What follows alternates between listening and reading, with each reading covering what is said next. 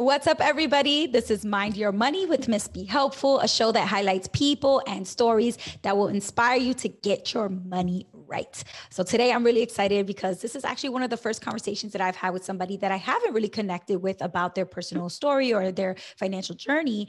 Today I'm speaking with Sofia Bastida, who I met through the community on Slack for Snowball Wealth, which is, if you guys haven't heard of them, a platform that helps young people to really get a handle on their debt situation and tackle their debt and also just manage their personal finances. They sponsored 2 episodes on the podcast back in October of 2020 and September also of 2020. So definitely check those episodes out.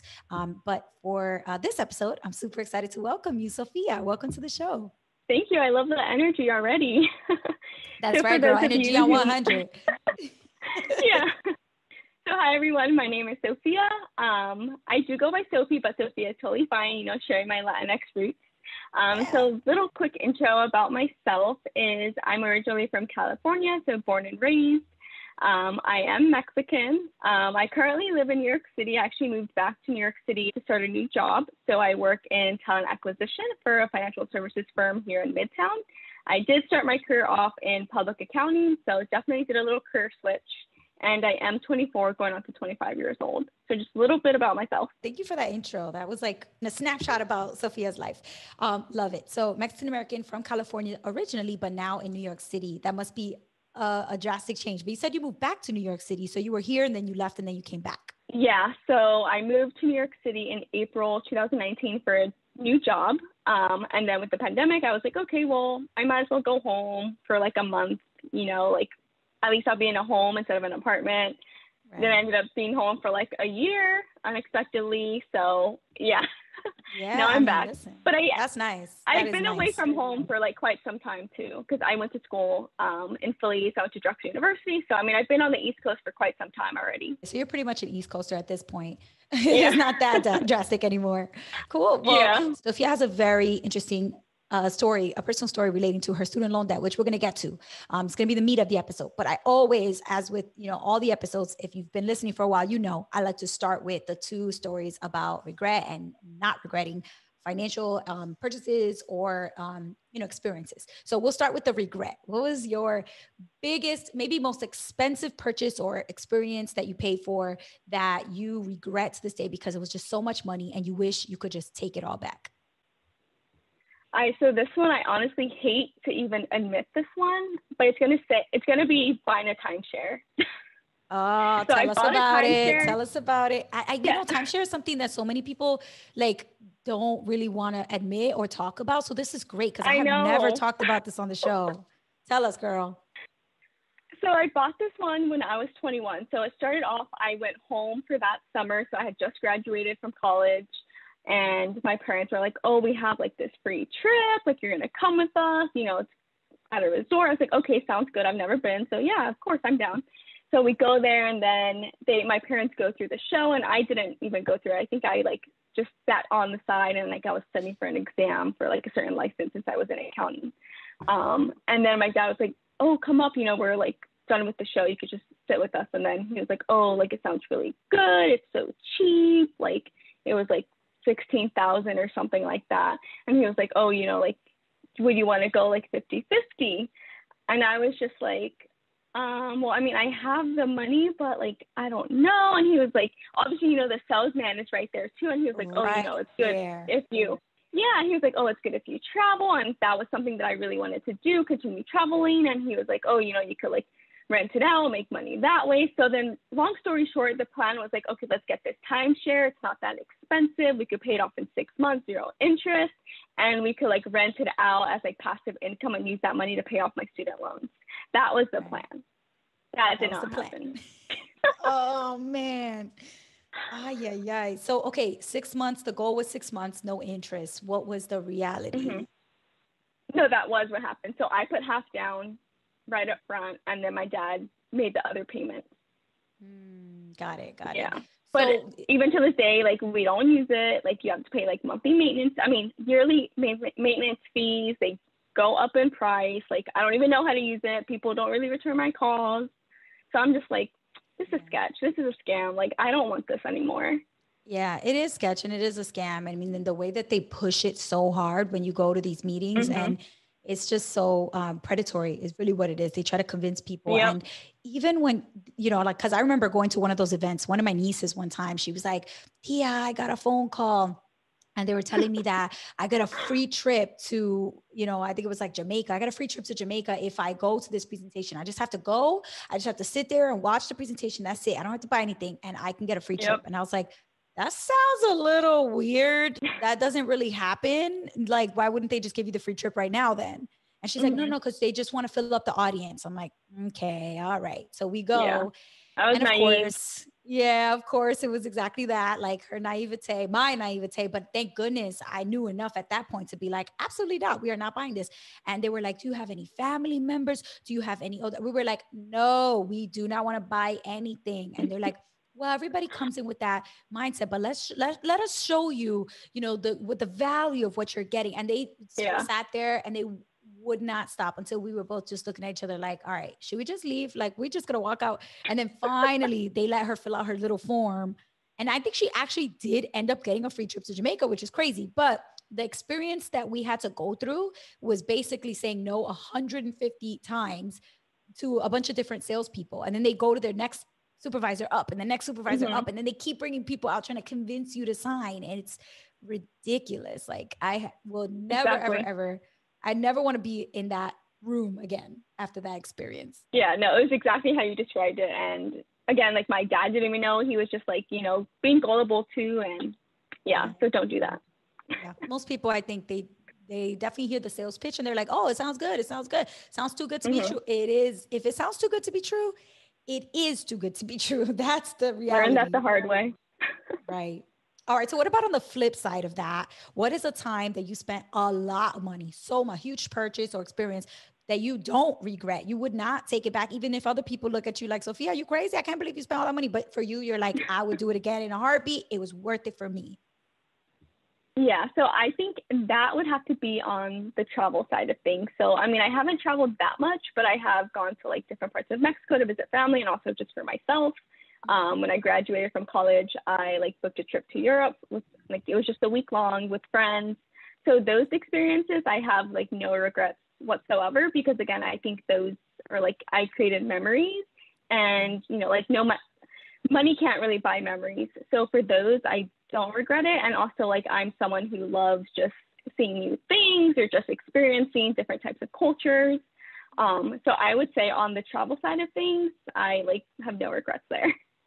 Yeah, absolutely. Yeah, that's something I definitely agree with. I mean, everybody's different. Some people just don't really care much about traveling, but to me, it's like Mm-hmm. huge. It's so huge getting to Yeah. just go experience a totally different life, even if it's just for a few days. Hoping for Yeah, more travel experiences. So that's right. Yeah, I definitely think a lot of people are putting their travel fund money, stacking up their travel fund money so they can start taking those trips mm-hmm. again.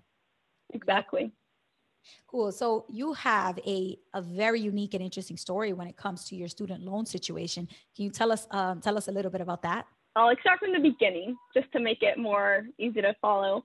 So essentially, I went to a private university that I obviously was not able to afford.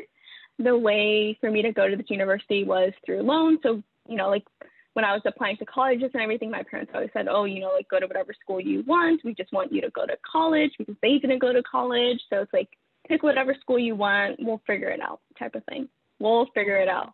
So I went to Drexel University. It was a private school. They offered me the most aid actually from all the other universities, but still it wasn't even that much because I think at that time Drexel was probably like $65,000 a year, and then it just kept going up. And my parents were like middle income earners at the time, so I didn't get much aid. So my means of going to college was through taking out, the federal student loans into my name. So that was like a mix of subsidized and unsubsidized student loans. And then my mom took out that big Parent Plus loan to cover the rest of it. So my freshman year ended up being the most expensive because since I was like out of state, you had to be living on campus, you had to have the meal plan. That year was like a lot. And I was in a 5-year program.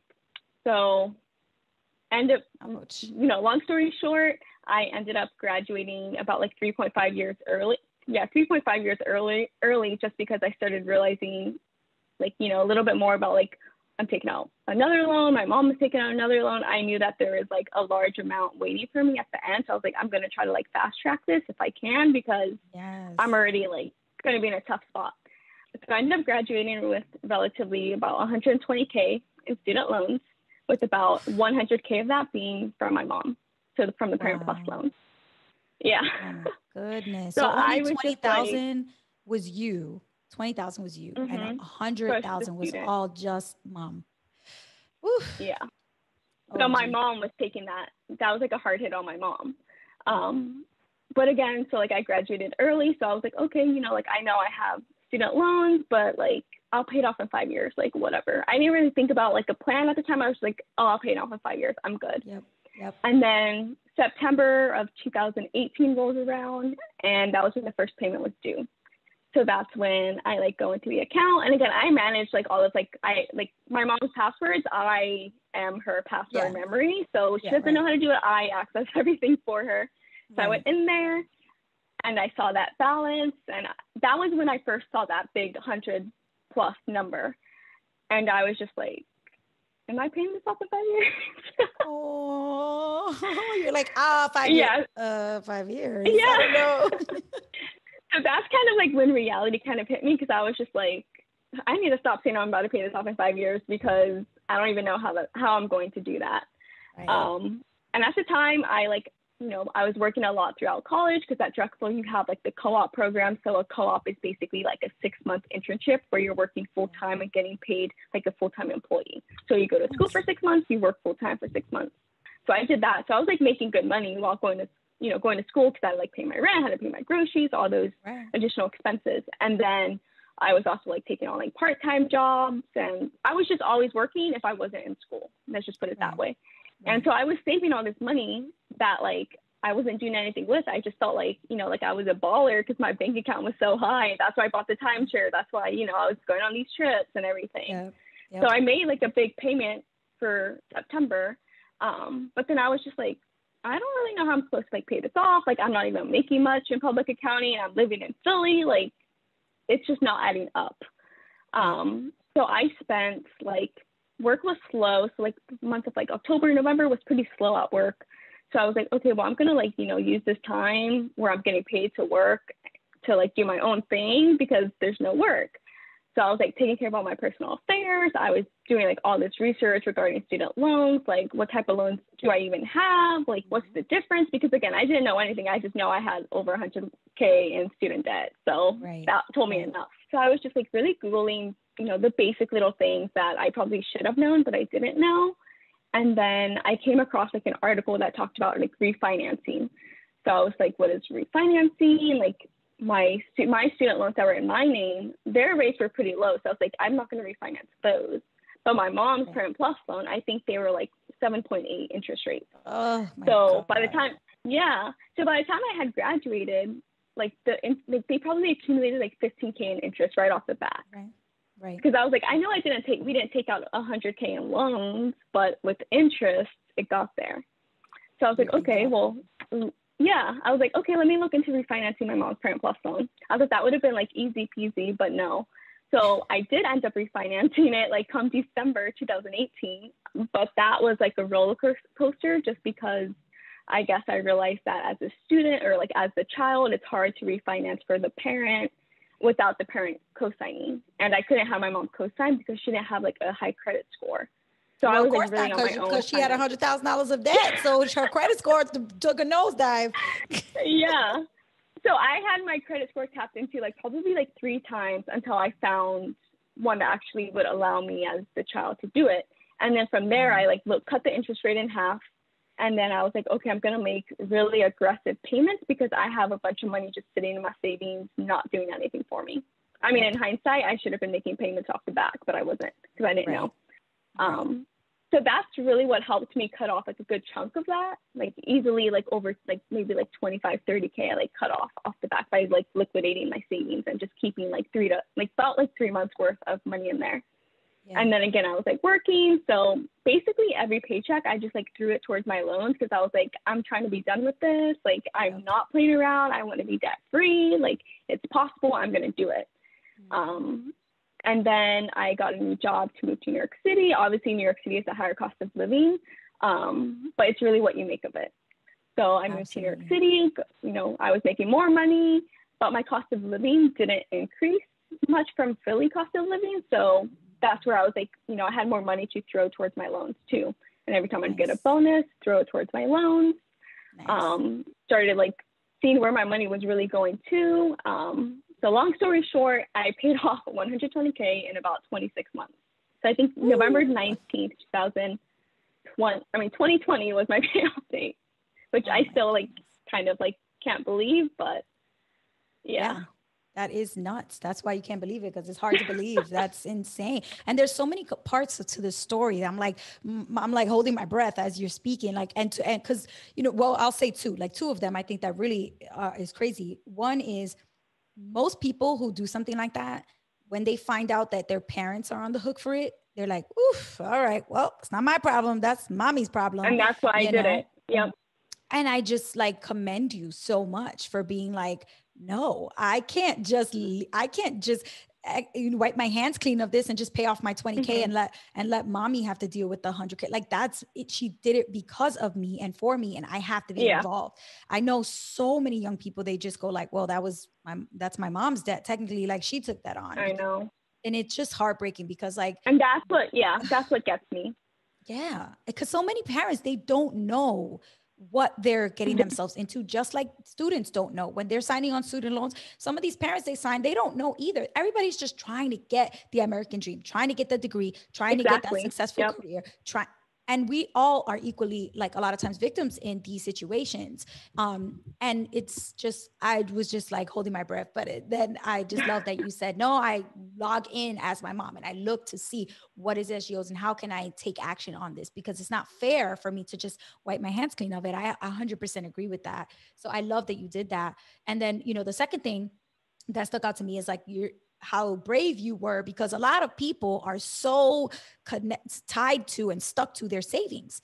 And you really only need to have a few months of spending money for your savings account. COVID has definitely taught us that maybe a month or two of rent alone is maybe that's not enough. Yeah. Maybe it's important to have a little bit more. But in the middle of a pandemic, that you were brave enough to say, okay, I'm going to keep my few months of living expenses, but it is time for me to stop hoarding all this cash and use it to be strategic about my debt. Because I cannot tell you how many people recently I found out that it shocks me how many young people like in their mid-20s, late 20s and 30s and late 30s that I know personally have told me, like I'm thinking of 3 right now. I'm not going to put them on blast, but like literally in the past few months, that 3 people that have told me that they have like months and months and months, like a year or more of cash sitting in a savings account, and they just cannot get themselves to invest it or to use it because they're scared. They're like, that's my money. They're too connected to that pile of savings in the bank. I know. And that was me. Like, I mean, I was just like, no, like I'm not rich anymore, but it's like, girl, I have all this debt. I'm not rich. It's true, because you really do feel like you feel fake rich. You're like, I got all this money. No, you don't. You got all this debt, girl. It pains me to hear you say that your mom's Parent Plus loan was 7.8%, because that is just. And it wasn't that high to begin with, but it went up. So like at the time, insane. I guess it was like variable, and then it went fixed. Yeah. Oh my goodness. Well, it probably went fixed when it went fixed when you refinanced it, right? It was 7.8%, and then when I refinanced it, I got it down to like 4.98%.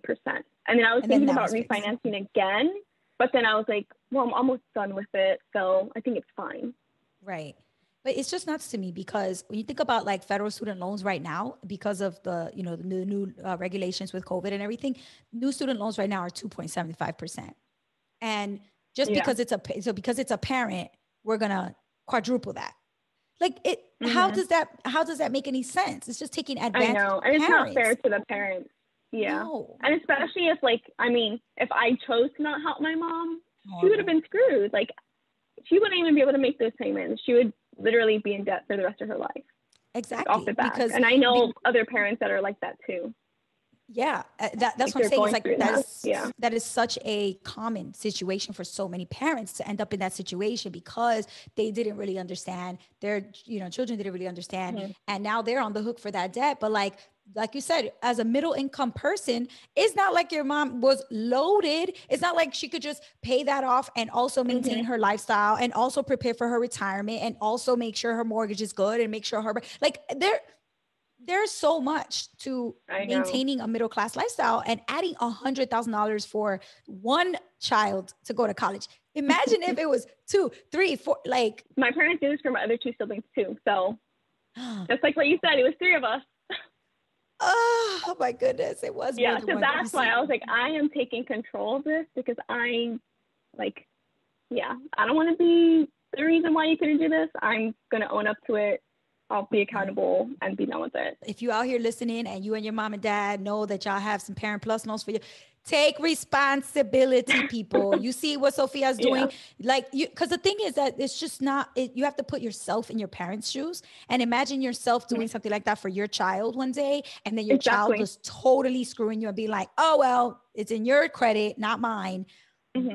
Like I know. You know, and it's like, I wouldn't be where I am if my mom didn't do that, or if my dad didn't, my mom chose to do it for me this time, but if same thing with my dad, if he did it, or if neither of them did it, I wouldn't be where I am. So I can only be grateful that they did that. Right. Exactly. And show the gratitude by owning up to really the responsibility to make sure to get on top of that debt. I love that. All right, I'm gonna be real nosy. What about your brothers and sisters? Have they taken the same kind of like responsibility as you, or are they kind of like being a little bit more slacky about it? So that's why, I'm the youngest. So me being the youngest, I saw how it was for them going to school and the struggles that my parents went through to get them through. And then when they graduated, they didn't end up helping. Yeah. And then me being the youngest one, I also saw I always paid my own rent. I didn't need my parents to help me with anything in college. And I think it was a part of it was pride. I was definitely that prideful little Mexican that was like, nah, I got it type of thing. But I think I was like that because I would see if when my siblings would need money or need my parents to pay their rent, because that was the case, then I would see at home how it was with my mom and dad, why didn't you have money to pay, the electric bill? And then my mom's like, oh, I don't know, but it's because she gave money to my brother for groceries, but she lied to my dad because she didn't want my dad to know. And then, you know how it is. So yeah, I was just I don't want to be a part of their fighting at home. So I'm just going to find a way to take care of it myself. And it's I'm young, my parents have worked so hard to get us to where we're at now. I'm okay, working myself right now. I'm okay, doing all those things because they've already done their share. So I'm going to work, do what I need to do to pay what I need. That's amazing. Well, I love your attitude about it, that you definitely have the right attitude. It's also very inspirational because I don't think everybody at that age that you're at has that mindset, that mentality. So I love that. Yeah. I commend you for it, so hard. And I'm curious if that maybe had to do with you shifting over from public accounting to a different career path, or was that part of it? Listen, the only way I'm going to really be able to get this going is if more money, more income is coming in, or if it was something else, oh, I just don't like public accounting anymore. What was the impetus for that career change? Yeah, good question. So I will say that when I went into public accounting, so me picking accounting as my degree first off, I didn't really know anything about degrees. I was just I just need something with job security. And then I don't even know how accounting came in. I think it came in because I was oh, I really like math, but I don't want to be I don't want to major in mathematics and I don't know, become a math teacher. But in hindsight, you could do so much more with a math degree. I just didn't know. So I was okay, I'll do accounting because accounting involves math. So yeah, why not? Accountants are always needed. And then, even throughout college, I was having those doubts. I was do I really want to do this? But I was really good at it academically. Everyone was oh, you're so smart. You're going to be a CPA. You're going to be a partner at the firm, et cetera, et cetera. But I was just having that gut feeling that I don't know if this is what I want. Just because you're good at it doesn't mean that you love it. That's a difference. Yeah, exactly. So when I was studying for the CPA, I honestly hated every second of it. It was a 9 to 5. I was studying from 8 a.m. to 5 p.m. The exam was 16 hours. It was a lot. And I hated it. I had all these breakdowns. I I felt I was depressed. I hated my life. I was just I don't want to do this. Right. And my dumb self was like, oh, I'm going to pay for all the exams up front so I could hold myself accountable. Ay, ay, ay. Yeah, so I did that. I ended up taking 2. I didn't pass them. But I was just like, yeah, I don't want this. I'm not going to sit. I'll just let that money go to waste. Like, I don't even care because at least I'll be happier. Wow. So I let that go to waste. And then, yeah, I just wasn't enjoying my experience doing it. I didn't feel passionate about it. I did have previous like campus recruiting experience. I'm a campus recruiter in talent acquisition. So I did have previous experience like when I was doing my co-op. So that's what exposed me first off. So I was just like, I really want to go back there. Like I love meeting college students, especially other first gens, especially if they're a minority. I love just creating those relationships and talking to them and helping them get their dream job. So I was just like, let me try to make my way back. I'm still young in my career, so I might as well make the transition now until I wait longer and then it's going to be harder. I mean, it definitely took some patience that I have little of, but I mean, I did it. So now I'm happy to say that I love what I do. So I don't know, to other people, I guess my takeaway here would be, if you're doing something because you think it's like job security or for the money, like you can only do that for so long because you loving what you do really does matter. Absolutely. I cannot agree with that more because my first job out of college was a classroom teacher. And it's only because I graduated into like the tail end of the recession. I graduated in 2011. The recession started in 2008. So it was only 3 years and it was kind of just starting to get better in like 2012. So it was hard to find a job. Everybody was graduating and couldn't find work and it was rough. And so joining a teaching program to me was easy. It was easy. Like I knew I was very confident that I was going to get accepted. I knew that I would be able to get placed. And I was like, you know what? I'll start working and making money right away. And I don't have to deal with this uncertain job economy. And once I started teaching, I loved it. The first year, it was so hard, but it was like learning something totally different from everything that I'm good at. And like that challenge was like amazing to me. Like it kept my attention. It kept me interested. I was like, I want to be good at this. I want to get good at it.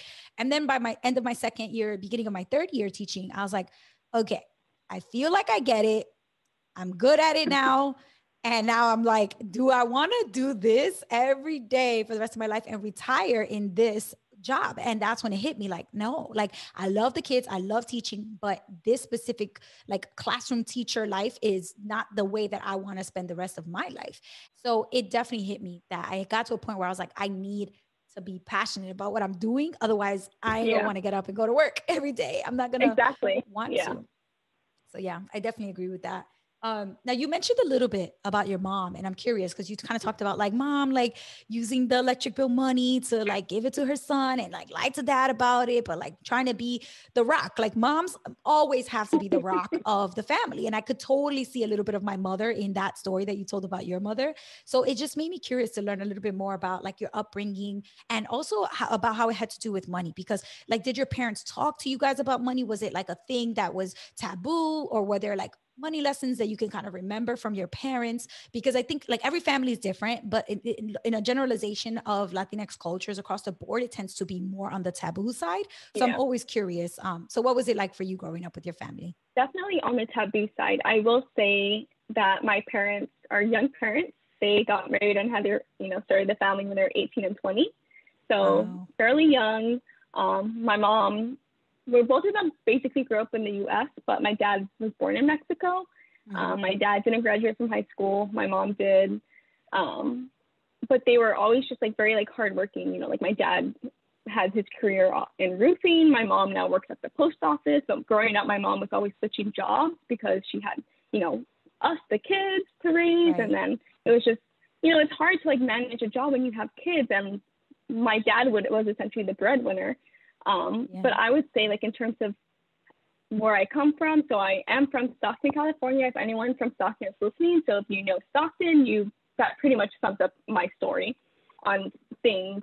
But I would say more so my family is, I would say, on the traditional side of things in terms of, like, why are you going to college? Find yourself a man, get married. Like, you need to learn how to cook. You need to do this. You need to do that. Like college isn't like, who cares? It's so expensive. Like, it's not worth it type of thing. That's like how their mentality is. But I would say my parents, their mentality is a bit different in terms of they always just wanted the best for us. But my dad like moved us. So I was born in Fairfield, California, and my dad moved us to Stockton when I was like, I think going into the 3rd grade. And he moved us to get us away from the family and also get us away from those type of barriers, you know, like how my parents grew up and other people in my family are like, no one really makes it out. You get caught up in drugs, you get caught up in violence, you get caught up in gangs. Well, like gangs are a big thing over there. And a lot of my family, that's the path they took. So no one ever really made it out. So my dad, since he like kind of had history in that path prior to, you know, becoming a dad and everything, he knew that what that lifestyle was like. And he was just like, you know, like, I don't want this for my kids. We're going to move somewhere else. So at the time I hated him for moving us away from the family, but now that I'm older, I definitely appreciate those things that they've done. And I would say also that like my parents, I'm also very grateful that my parents have always showed us that they truly cared about us, because I have, you know, other cousins who they didn't have that same, you know, love and care from their parents, and they ended up down the wrong path. So for that, I'll always be grateful that my parents, you know, they made time despite working long hours. They like made time to like come to our open house, or what is it, going back to school night? Yeah, parent teacher conference. Elementary, middle school. Yeah, they always made time to do those things. I'm very just grateful that my parents, you know, took that extra 5 minutes to, you know, to show us that, you know, we could be something. When you're talking, I just think the word sacrifice, because it's funny that you said that you hated that your parents moved you. You were mad at your dad for moving you up and rooting you, because like, that's all you knew. Your family was there, your friends, your school, everything. Right. But it's interesting because you probably think like, oh, he's doing this and I hate it. And so it was probably so hard for him. It was probably such a sacrifice, because it's not just your friends and your cousins and your family, it's his family too. But, you know, I always feel that conflict myself. Like now, a lot of my family members, thank goodness, are kind of starting to see the light and like get more of their ish together, like, and really focus on their financial goals and getting out of debt and being better, a better next generation than the previous generation. But, you know, growing up, it was the same for me. In the environment I did, it was a lot of gang activity, a lot of drugs, a lot of like all that kind of stuff. You could easily get tied up in it. And I can imagine like, if my parents had more boys, because thank goodness they only had one boy of my age or older, like that he's older than me. And then all the other siblings were all girls. We were all girls. And then it was all the boys came last at the end. So I have 3 little brothers, but it's really hard with teenage boys, because that gang culture and the drug culture tends to really prey on boys, teenage boys, especially, and young and preteen boys. So having us all as girls, it made my father like a girl dad, really. Like he had one son, but he was really a girl dad. And I think like your dad being a girl dad also is like that kind of changes the way you parent. It changes it a little, because it makes you really think about daughters, you know, really, and how you are going to be a father to your daughters and what kind of life you want to create for them. So, and especially in Latinx cultures where it's very gendered. I hate to say that all cultures have a little bit of that in it, because, you know, I don't know if that's the case in other cultures, but in Latinidad, it is a very gendered culture. So much so that a lot of people think it's a fault to our culture that we are that way. But like, it's just something that I see more as a sacrifice that he made. And it was probably so hard for him to pick you guys up and move the whole family, because he probably wanted the easy route, which is to just stay with the family and to just, you know, that's what, you know, it's comfortable, it's easy, but he knew, okay, the easy route is not going to be the best route. Usually the hardest route is usually the better way out. And, you know, so it's funny. You're like, I hated him for it, but now you see the value in that sacrifice. Yeah, I see. Yeah, exactly. And it's like, I feel like my parents are the only ones who I feel like have made it out. Like even other family members are just like, oh, like, you know, they think they're too good. Like, you know, you always get that off, right? Because of course. So that's always been hard to this day. Yeah. And you know what, that just, to me, as I've gotten to a point where I noticed that in my own family, like where those mentalities sit and lie, like to me, it teaches me that like their mentality is fixed. And when you feel, when you believe you can grow and change and get better and progress and like do better, especially for the next generation, like you have a growth mindset. You don't think that your life is fixed and that you can't change it. And your father and your mother they had that growth mindset. Like, why would we think that we can't change our circumstances? Like, okay, we can't change what we were born into, but we can change where we're going. And so why not? Like, versus some of our other family members, like they're always going to have that fixed mindset of like, look, this is what it is this is life for us, that you guys want to change and go off and be like, whatever, that's you. We're going to stay this way because this is who we are. It's like, that's, to me, that's a reflection of a fixed mindset. Listen, hats off to your parents, because that is not easy to make those kind of changes in your life, and, you know, really not just want better for your kids, but actually do better, be a model for that. Yeah. So that's amazing. All right. Well, I wanted to kind of just hear what you have to say about, like, a lot of people struggling, they cannot like figure it out, like how to manage their debt, especially if you are experiencing a big amount of student loan debt, because student loans right now is a huge issue. So what would you say if they're really struggling to get a hold of their student loan debt, just to wrap their brain around the situation and try to get some results? What would you say from your experiences? Any tips, any strategies, anything that you feel like would be a good source of motivation for them? Yeah. So I guess off the back, I do just want to say, like, that the way someone looks at it, so like their mindset really does matter. Because again, for me, I was just like, I have 120K in debt. I don't even have, like, my salary was like half that size at the time. Like, that doesn't make mathematical sense. So I think everyone just needs to get into that right mindset first, foremost. Like, if you really want to be debt free, you will be debt free. Like, I strongly believe that. And you don't have to be making, a 6-figure salary. You don't have to be, bringing in so much money. Like, even if you make, let's say 50,000, like, you could still, pay off your debt. It'll just obviously be a slower journey. I know mine was very aggressive, but again, I think everyone's journey is different. So I think you can never compare yours to someone else's. Your struggles are different than, this person's. Everyone's is just different. So I think on that note, like, I think a lot of people are so scared to even look at the reality of things. Like how I mentioned, I didn't even want to check until I had to make the first payment. So I would just say, like, accept reality and actually see what your balance is. Like, how much do you owe? How much do you actually bring in? Like, compare your assets to your liabilities. Look at where your money is going. I know when I look at so I never use my debit card. I always use my credit card because I'm always about the points. So when I looked at my credit card statement, I was like, I think this month I was like, how is it like $700 that I owe now? Where did my money go? And then I was like, oh, my Ubers, my this, because I was moving, et cetera, et cetera. So I think really just looking at all the little things. So look at your statement, see where your money's going. It'll be very eye-opening. And I think that's what a lot of people need, because we tend to avoid those things because, again, we don't want to face reality. We don't want to take the responsibility of those things. But I think we need to face it first off. And I think that really just helps. At least that helped me, helped me see, like, why was I spending so much money on, going out to eat when I could, like, meal prep, I could, like, cook at home? Or why was I ordering all these Ubers? Like, I could just take the subway, or I could just walk. I need to just stop being lazy. Like, just little things like that. And I know it's easier said than done. Like, I completely get that. But I think being in that right mindset is really just key. And I just can't express that enough. Actually believing in yourself too. I know I always gave myself, like, little money affirmations. You have to surround yourself by the right people. You don't need people bringing you down, because you're not going to get anywhere if you have those people. Make a smart plan, start small.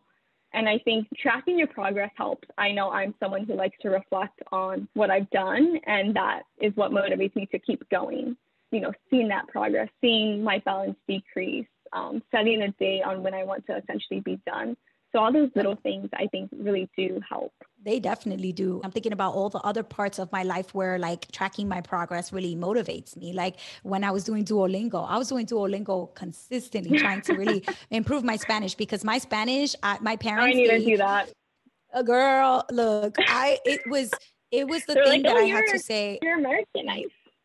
Yeah. And the thing is too, is like, not only are we Americanized, but it almost is like, depending on how you learned, it could really impact how you speak. Because my parents, they never like bought us like books in Spanish or made us listen Same. to TV in Spanish. Like everything in my house was learn English as fast as you can, assimilate in the school, do well in class. In order to do that, you had to be really good at English. So my parents were getting us library books that had the cassette tape in it. And then you put it the cassette tape and you hear the lady read the book with while you're reading the book with her. Like we had a lot of English around. My parents were the only two speaking Spanish in my house. All the brothers and sisters, we used to speak English to each other. So even though I heard my parents speaking Spanish all the time and I picked up a lot of it, it was kind of like choppy. Like it was like Spanglish and like, so my Spanish is definitely by no means perfect at all. Like I'm confident about my accent. I'm confident about my understanding. But when I speak, sometimes like grammatical errors or like a vocabulary word here or there that I don't know. And so I just wanted to like give myself a boost of confidence. So I started doing Duolingo.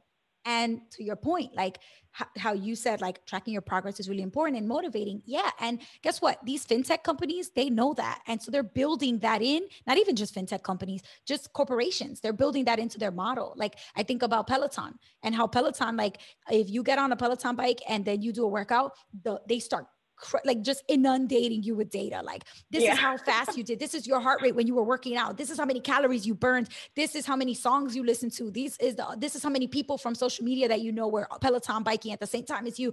This is like, it's like, oh my God. And the data, it's like you, at first it's kind of a lot. And once you start digging in, you actually realize like, wow, this is so cool because you're tracking everything and able to see like, am I getting better? And that's the whole point. The whole point is, are you getting better? Are you running faster? Are you running longer? Do you have more endurance? Are you getting, like whatever your goal is? And the only way to know if you are getting better and progressing is by tracking it. So you can compare now to how you were yesterday. So I absolutely agree. Like tracking, that was the last point you made, but that one for me is such a big reason why I was able to get out of credit card debt, why I've been successful financially beyond getting out of debt, because I'm tracking everything. I track my net worth. I share it on my Instagram. I talk a lot about, because if you don't track, you don't know where you at. You don't know where you at. Good luck, because you're not gonna, you don't know where you're going if you don't know where you're at. And I also do, since you mentioned like credit card debt, reminded me of my mom. So she has like some credit card debt and she's been asking me for help more. And usually like, my mom will ask me, for like advice here and there. My dad, no, that's another story. It's like all about the machismo, so he will never. Yes. But my mom has daughter so for help. Yeah. So I do want to say, like, definitely ask for help, because again, like I know I even struggle with asking for help because I like think I could do everything on my own and stuff like that.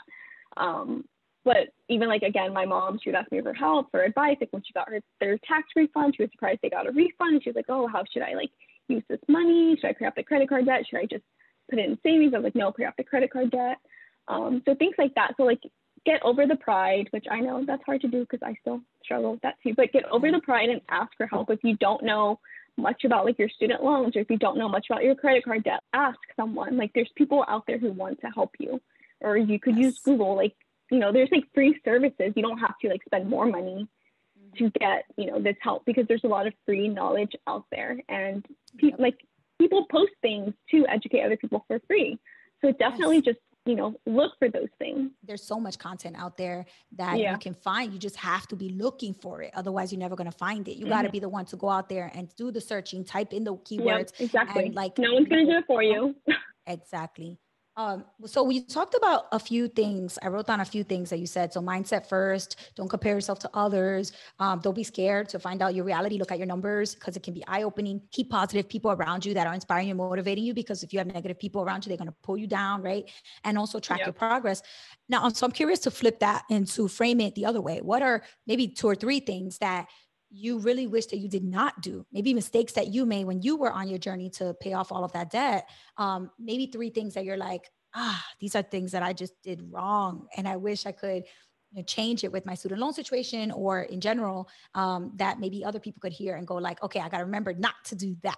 So I would say definitely not facing reality or looking at my balances earlier, because again, I was just like avoiding the responsibility of it, right, by not looking. So had I looked earlier, I probably would have been able to develop more of a plan early on and tackle it faster. Another one would probably be, because the earlier you start, the more you save, because on interest. Yep. Exactly. Yep. And then another thing that I also realized, when you go to college, like you sometimes get like, you pay for the balance in the beginning of the school year, or the beginning of each term. And then if you get like a scholarship throughout the school year, then you get like a credit back if you already paid. So that happened a good amount of times where I was getting these scholarships and I was getting the credit back. And I was like, oh, like, you know, like $3,000 coming back to me. Yay, like more money for me to spend or whatever. Miami, here I come. But in hindsight, yeah, but in hindsight, that was me getting back the money that I borrowed, but I wasn't putting that money back to, you know, the loans. I was keeping it. So had I had like put that money from all those refund checks towards my loans, I would have had a lot less of loans, or I could have easily shaved them off. And I know like a lot of people are guilty of doing that. I was definitely one of those, because I was just seeing money coming in, and that made me feel like I was good and, you know, I had money. But again, I should have been giving that money right back, because that technically wasn't even my money. Exactly. Yep, love it. And then I do want to add another one that it's like, I want to frame it the right way. So I would say I was very naive in the beginning, right? When I chose to go to Drexel, I was like, my parents were like, oh, you go to whatever school you want, like no problem. So in this instance, I'll say that don't always just listen to what people tell you in terms of like my parents said, oh, don't worry about it. Money's not an issue. Money is an issue. Like I should have, you know, looked into it myself, even instead of just listening, you know, educate yourself first, know what you're doing. Because again, I wish I, you know, could have done more of that. Instead, I knew how much I was signing for in terms of taking out, you know, the amount of money that I needed, but I didn't really know all of my options. You know, some people do community college instead of going straight to the 4-year. I had that mindset because of my parents that I'm too good for community college. I should go straight into, you know, a university. But if I went to a community college, I could have saved money, and I probably, you know, like who knows where I would be. I might be where I am today. Like, you know, like community college isn't bad. You have to like pick and choose what you want. But if you go to community college, you're probably going to save money. So I do want to just say that too. That's a great point, because it makes me think about the fact that we often take advice from people who mean well, but they're just not an expert in that topic. So if you're not an expert in that topic, you should not be giving advice about that topic, because you don't have an expertise in that topic. You know, I would never give somebody advice about, you know, brain surgery and neuroscience, because I got zero expertise in neuroscience and brain surgery. So nobody should listen to me when talking about that. Like, please, Lord, no, don't listen to me when I talk about that. But at the same time, here are your parents who they meant so well. They meant everything well to help guide their daughter to give you better opportunity than they had. But both of them came here. Your dad did high school, you said, and they didn't go to college. So giving you advice about how to go to college and paying for college, it's kind of like they are not in the position. They don't have that expertise to give you that advice. So what we need to do is ask ourselves, who is the person that is giving us this advice? And it doesn't matter how well-meaning they are. Do they have experiences and knowledge that align with that topic to put them in a qualified position to even give me this advice in the first place? Much as I love mom and dad, let me tell you, my mom and dad didn't go to college, just like, you know, I'm first generation, just like you. And I don't think my mom and dad could even make up advice about college, because they never even been to college to give me advice about it. But if they had told me something, I would remember, like, you know, thinking to myself, like, how do they know? They didn't go to college. So make sure that you're talking to people that are qualified to give you the advice about that topic that you're talking to them about, and do your research. Find out if they call themselves an expert and qualified, how come? Research that person and find out what are their qualifications and their experiences that really do make them qualified to talk about that topic, so that you don't get misguided advice. Even if it is well-meaning, it might just be the wrong advice. Exactly. Yep. I think you said it pretty good. All right, girl. Well, I love this conversation, girl. We could keep talking for hours. I feel like you have so much wisdom at such a young age, and your story is incredibly motivating. Your ambition, your drive, your like, just your sense of like your moral compass too, to like make sure you do right by your parents, despite what your siblings have done or what other people in your family might do. Which now they are taking accountability. So let me just say that. Yes, to your is it brothers and sisters, or is it brothers and sisters? Or just sisters? Or just one brother, one sister. Okay, now good. They are taking accountability. Amazing. So. Look, hats off to your brother and sister for both taking accountability, because it's not easy, man. It's not easy. And just being able to sucks, but Yeah. Yes, it does. Exactly. If you could sum it up in 2 words, it sucks. Taking all of that wisdom that you've given us a snippet of today and bottling it up into one money mantra, what would you say you would put on every dollar bill to help people just kind of realign themselves with the right way to handle money? Yeah, and I love this because again, I was like a big money affirmation person when I was tackling my journey because I needed it to keep going. Yeah. So on that note, I will say that it would be, assuming I still have debt, it would be I will be debt free and I am worthy of achieving financial freedom. Yes, And now I am debt free and I am still working on fully achieving that financial freedom. So more to come. Amazing. Congratulations on being debt free, Sophia. That's incredible. And again, just Thank congrats you. on doing it at such a young age. You know, like when I was your age, I was actually just starting to look up how much I owed on my credit cards, like for the first time looking at it, like my balance, you know, and that Yeah. to me, I thought I had an advantage and I was so young to do it when I, in my mid 20s. And here you are completely finishing out your, you know, getting out of that debt at this age. So amazing, amazing that you're doing that. If anybody is like, Sophia is like the bomb and I want to reach out to her and connect with her, where can they reach out to you and find you to let you know that they felt inspired by your story? Yeah. So I did make a little like personal finance type of Instagram called Saving with Sophie. So Sophie, Sofie. So there I do share more transparently like my student loan numbers, how I was tackling it without making a six-figure salary, and really just, you know, sharing my side of things that I've experienced, you know, within my early professional life and even throughout college. So definitely check it out if you're interested. That's Saving with Sophie on Instagram. Or if you want to connect with me professionally, obviously you can look me up on LinkedIn, Sophia Bastida. I'd be more than happy to answer any questions there. And again, like I just love doing these things because I know that there's so many like, other people out there who just feel shameful, embarrassed, they feel stupid because I felt all of those when I saw my student loan balance. So definitely don't feel that way. There is a light at the end of the tunnel, like you can do it. Like, you know, just mindset, discipline, you got it. So I just really just hope that, you know, if you're listening to this, definitely I want to leave this with you feeling inspired and know that you can pay off your debt.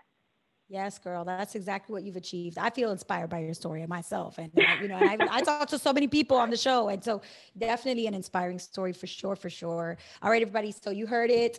So Saving with Sophie, I will put the link to that in the show notes, as well as the LinkedIn in case anybody wants to connect with Sophia. And thank you so much, Sophie, for being on the show, for sharing your story and taking the time to really just dive into all of the wisdom that you've gotten from your experiences and the knowledge that you now have. It's been awesome to learn about you. And it was so great to connect with you. Yeah, thank you. Thanks for inviting me on. It's been a pleasure. I love the energy, as I mentioned in the beginning. So I love what you do. Keep doing what you do. You're amazing.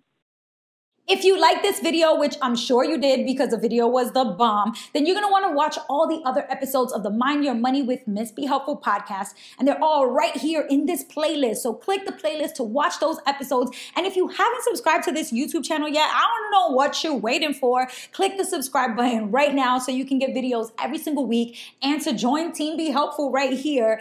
That's all I have for you guys. Till next time, peace.